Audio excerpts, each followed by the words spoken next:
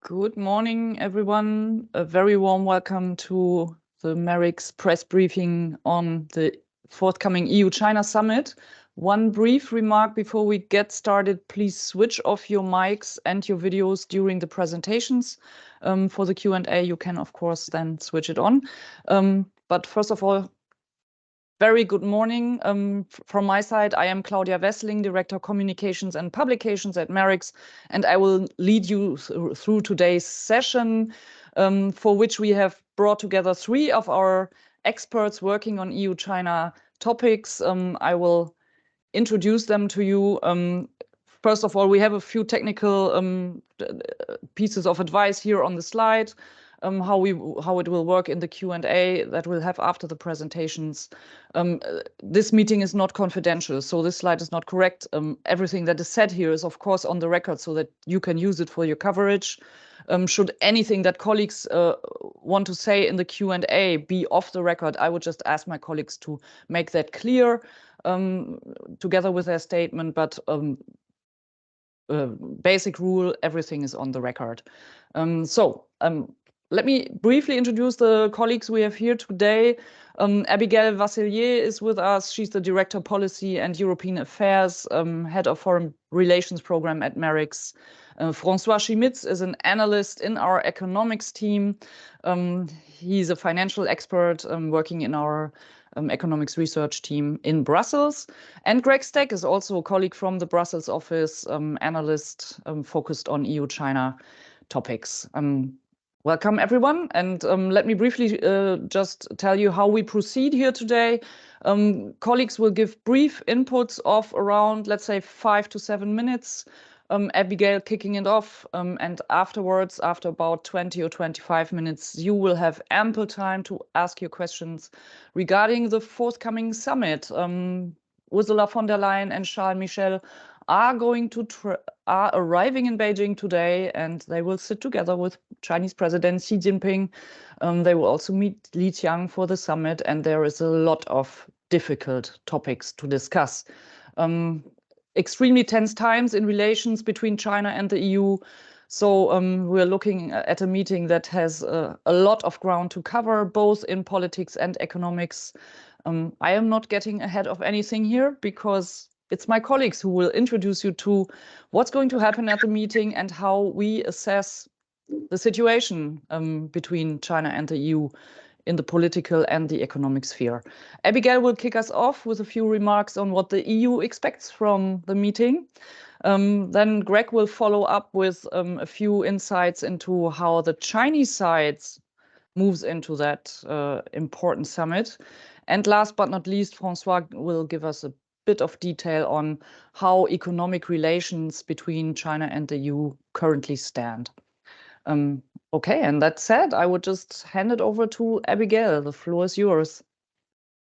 Thanks, Claudia, and thanks, everyone. I think I'll start first by making a point, 3 points in terms of context.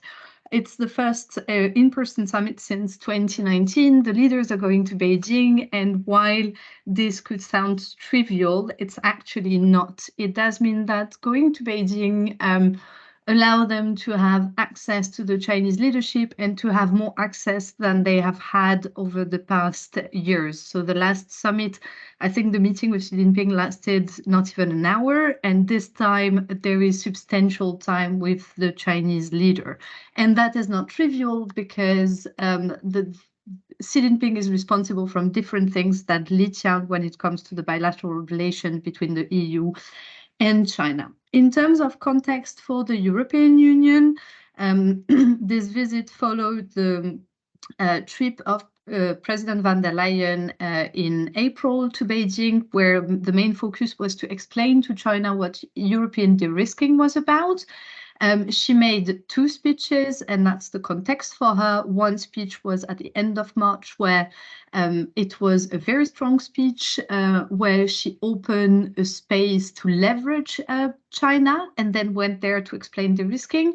And she made a second speech in the event we hosted a few weeks ago, where in that space, during that speech, she basically said, I'm coming in good faith. And that does mean that she opened the space for dialogue with the Chinese, and dialogue is probably key in that summit. This summit also takes place right after the meeting between President Biden and President Xi. And this is clear that this has an impact on what we can achieve, because we are never going to achieve more than what the US has achieved in San Francisco. That's the basis, the basic line. And the second line is that the summit with the EU needs to be regarded as, for the Chinese, preparing for 2024, a year where there would be a degree of uncertainties, and they need to bring the EU in a space of certainty. In terms of choreography and agenda, I think Claudia set it up. Meeting with President Xi Jinping, I said it's going to last more than before. The meeting with Xi Jinping will certainly focus on trade, de-risking, and Ukraine.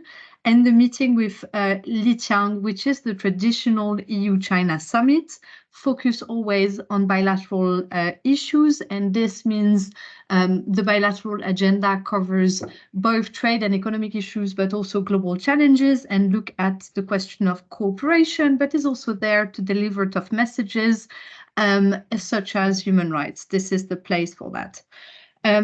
The visit has been, we started by a 2 days program to shrunk to 1 day program. I think there is a sense as well in Europe that we need to focus on the European Council because we have some urgent affairs. And that's as well part of the changes in the program we have seen. What does Europe want in this meeting? I think Europe is entering and flying to China with open eyes, limited expectations, with this realist and very pragmatic approach. It does mean that Europe is not falling into China's charm offensive. That is clear, despite the fact that this summit has been probably one of the most well-prepared summits, because we had the 3 high-level dialogues beforehand, preparing for some deliverables. So really, we went in this good faith mode. The Chinese have also not come up with an offer for Europe that is sufficiently good for Europe to accept it. And the number of irritants in our bilateral relationship is just simply growing. Limited results does not mean no results. So there is a cooperation agenda that will be at the table. And as I said, this was built through the 3 high-level dialogues that took place before. And there are market access, data localization requirement that could be at stake, and things that the EU could move on, questions on adding more geographical indicators in the package of the GI agreement. We have seen China moving on climate with the US, so there could be some space as well for the EU to have some sort of agreement on climate cooperation with China. There is the WTO that is always on the table for us. And then Europe goes to China with an open space to address the question of sanctions circumvention. And that leads us to the fact that it's going to be a summit in which there will probably be more difficult messages that are covering the overall space of the relationship compared to the years before. And to come back to Russia, the Europeans are going to raise the 13 companies that have been identified as circumventing sanctions, and tell the Chinese either you address it or you don't. If you do not address it, we are flying back and imposing sanctions on you. My own assessment is that it's a very interesting political calculation because, first of all, we have already put sanctions on Chinese companies and the results have been extremely limited. It does mean that our leaders are going to invest a tremendous amount of political capital for an issue that is worth it. But is this really going to change the trajectory? I have my own doubt. The second and equally difficult message to pass is the fact that Europe wants China to address structural challenges, which is not a new one, but we have come to the point where the fact that there would be consequences if this is not addressed is now on the table. And she will arrive in Beijing and raise the fact that it's either we address trade deficit, which is at this stage 390 billion euros, reciprocity, level playing field, and openness in our system, or there would be consequences. And the EV investigation, the investigation over Chinese subsidies on electric vehicle is just the first step. And that's going to be, I think this linkage between structural challenges and consequences is going to be the first time that this is being put on the table. To go back to the question of foreign and security policy, we have a crisis in the Middle East to address, and there would be a call for China to lean on Iran to address that crisis, or at least support European efforts. Taiwan is certainly going to be part of the difficult agenda, together with human rights issues. So at the end of the day, one can say that it's a mix between really difficult messages to pass, but still a cooperation agenda that will allow Europeans to strike a balance when it comes to having a successful summit by European standards. And one should not undermine that even if they were not, even if we reach a point where these deliverables may be off the table for the summit as summit deliverables, they come from high-level dialogue, so we may still pursue that phase. And we should also not underestimate the fact that even without concrete results, a dialogue for the sake of dialogue with China is still worth it. And if we look at the experience of the Americans, from the balloon crisis to the Anchorage summit, we see what it means not to have these channels of communication with China open. And there is a price to pay. And I think for Europe, it's at this stage too important to maintain these channels of communication. And the second point that I'd like to make is, if it was a summit just to show to China that Europe is going to remain consistent on its policy in a year where there will be a number of uncertainties for European elections, US elections in Taiwan, it's really a year where there are going to be turbulences, I think it would also still be worth it. I'll leave it to that. Thank you. Thank you very much, Abigail, for opening the space and showing us how many conflicted and difficult topics will be on the table in Beijing, but for also stressing how important it is to keep communication channels open during these difficult times, which you mentioned it might become more complex with all these elections forthcoming in 2024. Handing it over to Greg, what do the Chinese expect from this meeting? Thank you very much, Claudia. And I'm going to double down on some of the messages that Abigail has already sent. Generally speaking, if we take a look at the context from the Chinese perspective, for China, this summit comes as part of stabilizing the foreign relations. This is the mode in which Beijing is right now in terms of reactivating and reopening channels of communication, largely with the goal of stabilizing domestic economy amid a lower than expected rebound after the COVID pandemic. And we're talking here about the question of lower than expected demand, the question of crisis in real estate, but I'll leave those topics to François. Another consideration on the Chinese side is, as Abigail has already pointed out, the question of the upcoming elections. We have elections in Taiwan, elections in the EU, elections in the US. And a lot of that creates an uncertainty that Beijing, on one hand, wants to mitigate, as China wants a more predictable international environment in the context of the potential containment that it might face or questions over Taiwan. That's one part of it. But in the context of Europe, it's also an opportunity to capitalize on, because Beijing has been seeing, especially von der Leyen Commission, pushing very strongly the question of de-risking, and we're nearing the end of the mandate of this commission. So there might be a hope that there is a potential to stall the implementation of specific policies because there is only a certain amount of time until the end of the mandate, and Beijing might be able or hoping to stall that. And that's also partially related to the elections in the United States that are seen in Europe with a lot of uncertainty. And the hope is that the transatlantic cooperation would also be stalled as Europeans are uncertain about the long-term trajectory of transatlantic relations in that context. So there are a lot of hopes on the Chinese side in that regard. There is also, of course, the geopolitical context that has already been mentioned. So the question of instabilities in the Eastern Europe and the Middle East regions, which offer Beijing an opportunity for messaging beyond European audience in the context of China presenting itself as a responsible global power in the context of calling for theoretically objective solutions and peaceful solutions in comparison to the other actors. And in that context, we have to keep in mind that China now holds the presidency of the UN Security Council. So it's definitely also on the agenda of the leadership in Beijing. It's on the radar, particularly so.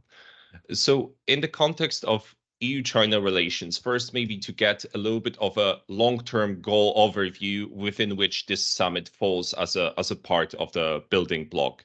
Beijing is largely pursuing strategic stalling towards Europe with primarily three key preventive objectives, which are, first of all, to try to undermine the prospect and implementation of transatlantic alignment on China to prevent containment. Second, to prevent restrictions on access to the European market and also to prevent restrictions on access to the European technology. All of those goals, bear in mind, are preventive, which means that China doesn't really have to convince the EU to get on board with any specific agenda, but only to cause enough of a, let's say, considerations and a buy-in or division among the member states in order to prevent implementation of some of those measures. And in that context comes the summit and the ambitions from the Chinese side. The key objective from the Beijing's perspective is to hinder or delay de-risking at a minimum cost. It's also to project the image of a responsible global actor and also to reassure European actors about the direction of the Chinese economy. Again, all of that at a minimal cost, ideally rhetorical cost, without much deliverables. And this is largely the question that Abigail has already hinted at, the question of structural issues in EU-China relations, where it's the European side that wants to address some of the structural problems and the European side that sees primarily structural issues in the relationship between the EU and China. On the Chinese side, it's really about trying to kick the can down the road when it comes to addressing those. And we have seen that no major structural proposals have been exchanged during the 8 EU commissioners' visits to China before the summit. Of course, there have been very welcomed technical level potential deliverables that have already been discussed. But in terms of big topics that would be addressing the challenges in our relationship more long term, this is not really something that China wants to put on the table. We have also seen some pre-summit gestures from Beijing's side. Again, those are not structural. They're either symbolic or aligned with Beijing's own objectives. And here, probably you have heard about the visa exemptions for selected 5 EU countries, the major European countries, which can be seen partially as aligned with Beijing's objective of reigniting or jump-starting its own economy. It helps with the business visits and business exchanges. It also helps with the tourism industry in China. So again, jolts to the economy. At the same time, again, why 5, not 27? And that might be also geared towards creating a sense of division among the member states. So again, is that really a concession? Can be discussed. Similarly, when it comes to phasing out the economic coercion towards Lithuania, which has been announced primarily or remarked upon by the Lithuanian side, interestingly. But this is also something where it's largely a symbolic gesture in the context of the overall structural problems. So the core narrative that you can hear from the Chinese side in the context of exchanges between President Xi Jinping and Olaf Scholz, with President Macron, messages from Wang Yi, messages from Fu Zong, the EU ambassador, to the China ambassador to the EU, is largely consistent with the overall narrative that we need to reestablish strategic trust. And if we're able to do that, there's not going to be a need for de-risking.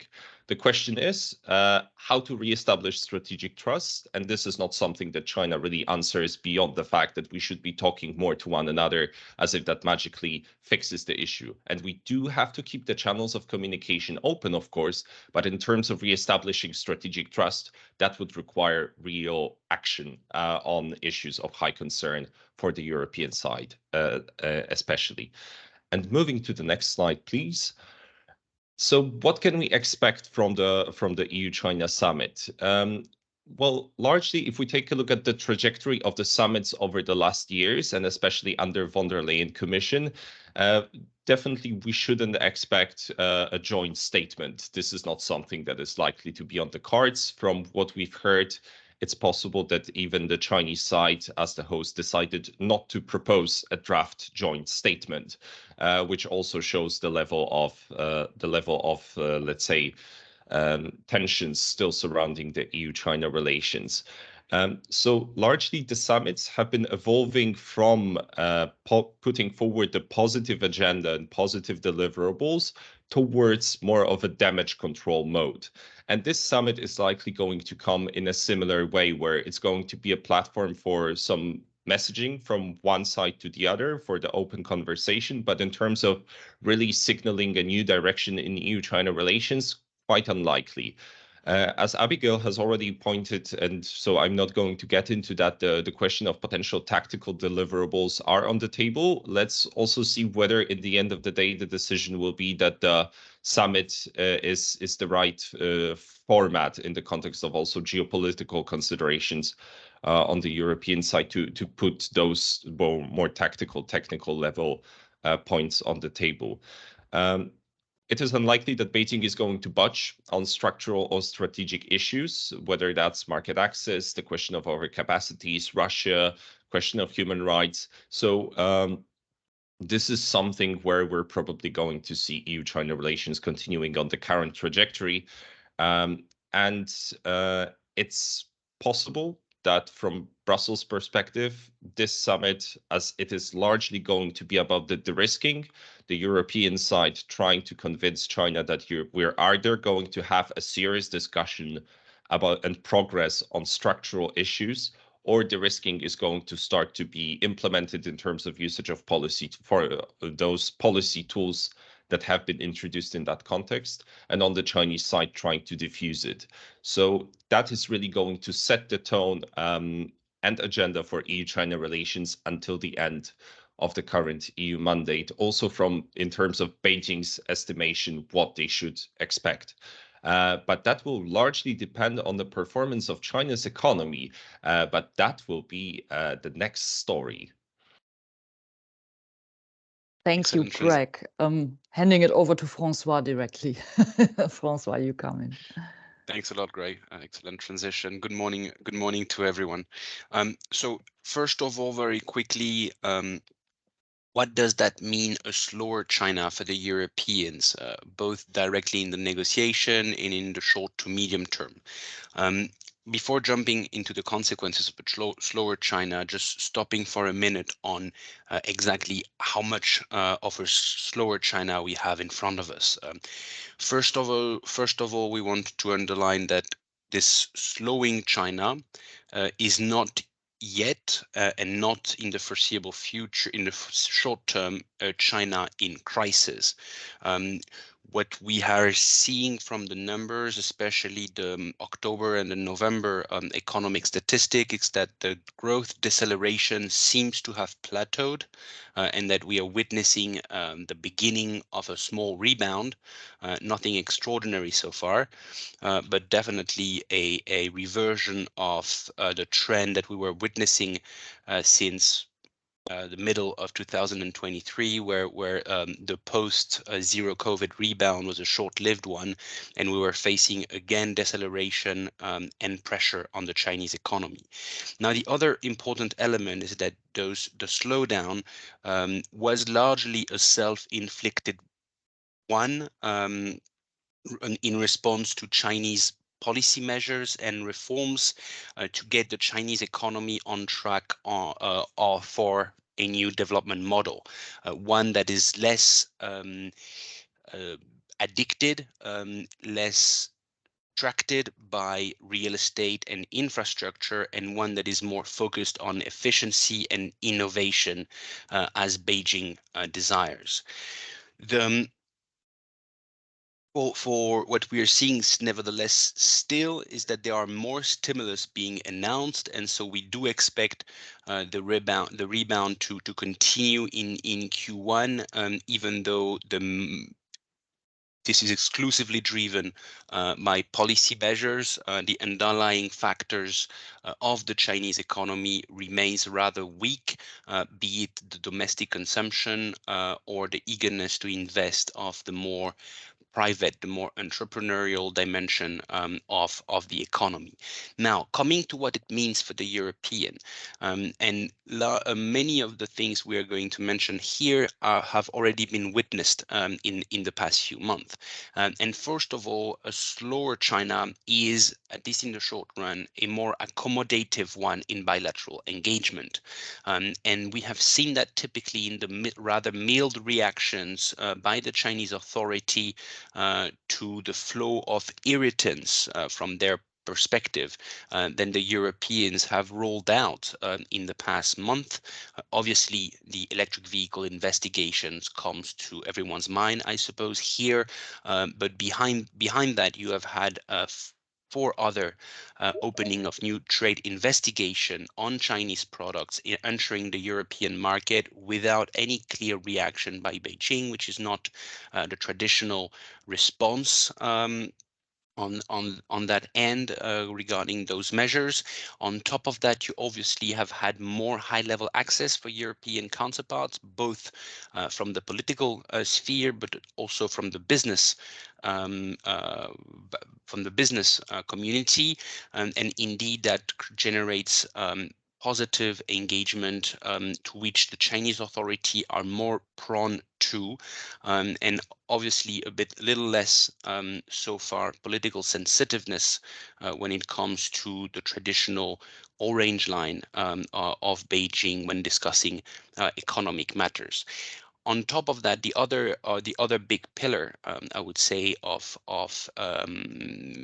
consequences for the Europeans of slower China is more opening of the Chinese economy. And similarly, this is something we have been seeing for the past few months, and that we are first seeing as a trend, at least for the beginning of 2024, with more de jure opening of sectors, less discriminatory practices against foreign players on the ground by local governments. So this has been made very clear by Beijing in the past couple of weeks, but this is a traditional response to general slowdown. And finally, a better bargaining power by European actors, be it firms or government, when engaging with their Chinese counterparts to either access the market or to develop production there. And finally, maybe more on the downsides is that the actual response, the policy stimulus that is often rolled out by Beijing in times of slowdown generate more often than so negative spillovers into the European economy. First of all, those stimulus are more and more better targeted at strategic sectors that are identified by Beijing, and that often happens to be also the one that the Europeans see as strategic, and with more resources, more support provided by those sectors in China, this is more distorted competition for European production and European firms. Obviously, on top of the sector prioritization, there is also the strategic actor also being prioritized. We obviously, traditionally all think of large state-owned enterprises, but more and more in the cases of China, those are the national champions, be it state-owned or not. And those often have a very important international footprint, creating channels for the further spillovers of the Chinese distortion on the world market. And finally, traditionally, what we have seen and what we are seemingly seeing again is that when China needs to support its economy, it tends to have an unbalanced approach to support, with more support flowing to the offer production dimension and less going to aggregated demand of the Chinese economy, and especially the consumption for households. And that generates an imbalances between the two that further amplifies the almost structural imbalances that China had in that regard, meaning more in concrete term, more Chinese surplus, trade surplus for the rest of the world to digest. And in that respect, for many of the products here in question, with the American market being largely closed off or harder to access because of the tariffs and the political situation, the remaining advanced market is largely the European Union. And so there is even more of a negative potential spillover through that channel than in the past. Now, moving to what to expect, or what exactly we're seeing as the key talking points for the more specifically the economic discussion, where indeed Brussels and Beijing have an awful lot to discuss. First, as Abigaël mentioned, explanation again of the main direction from Brussels perspective of the bilateral relation. De-risking is not decoupling. Enforcement of trade rules, especially when they abide by the WTO, is not a discrimination, and neither are WTO abiding barriers to trade, especially sustainable development ones, but other can materialize, and those will be the standard talking points on the European side. There is indeed a cooperation agenda still alive. First and foremost, on the European side, we always tend to think of the green cooperation agenda, and this time around, there is substance in the discussion, largely because China has been moving, as we've seen in the latest high-level dialogue with the Americans, and hence generating more potential for cooperation in that regard, especially on green standards for production, emission accounting, on methane, for instance, but also green finance, where the cooperation has been rather good and dynamic overall over the past few years. There are also areas of techno-industrial cooperation, and this is a broad area of discussion, because obviously in some sectors, the nature of the discussion has evolved, because Europeans also now want to attract Chinese know-how and Chinese industrial capacity in Europe in order to develop some sector, especially green industry related sectors. And obviously some of the strategic research and development cooperation are no longer available on the European side for the Chinese to join, and hence a more narrow discussion on that front. Finally, there are also perspectives of geo-economic cooperation, most likely more to be opened and structured conversation than actual deliverables. And traditionally, new international trade rules is often demand from the European sides, on to which we expect, or we hope to have the Chinese engaging and discussing to come up with a common sets of preferences to actually steer the conversation at the WTO towards a more functional WTO in the medium to long term. New financial international rules, this is also a demand on the European side that has received little so far positive feedback from the Chinese ones, and obviously one that is more a demand on the Chinese side, which is the reform of the International Economic Organization, especially the IMF and the World Bank, with the Chinese demanding more quotas to better reflect the reality of the distribution of economic power in the world today, and the European often lending a open ear to those demands, and potentially laying the ground for a more structured conversation there. But where I think it's important to emphasize is that we have an awful lot of irritants piling up in the bilateral discussion. So you have the one that are well identified: electric vehicle, plastic, titanium investigation that I have mentioned that have been recently launched.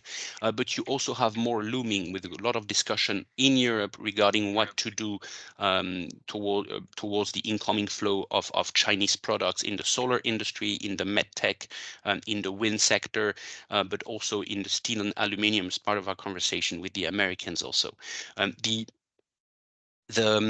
The European industrial ambition is being unrolled, and here very often the elephant or the main competitor we have in those sectors, be it semiconductor, be it batteries, be it even cloud now, are Chinese players.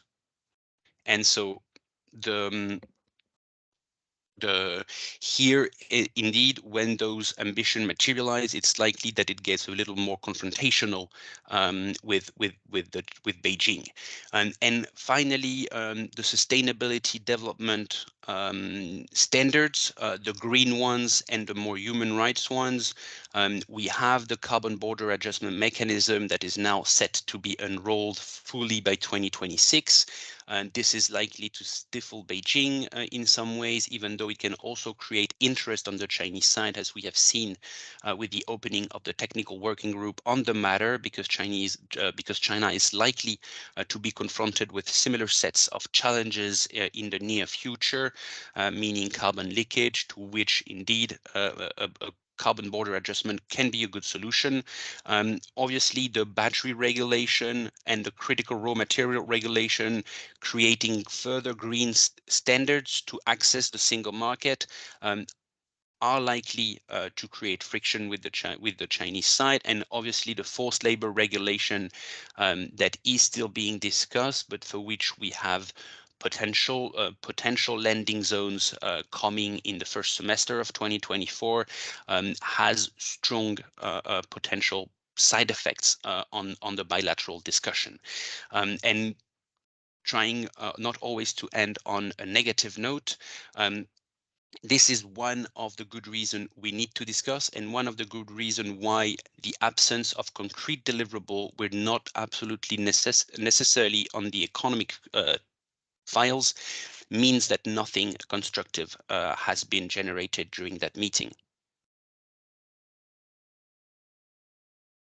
Thank you, François.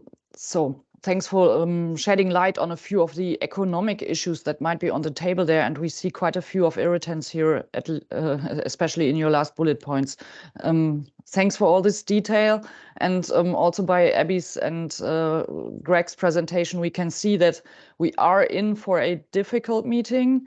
Europe wants to discuss structural issues. China wants to kick the can down the road.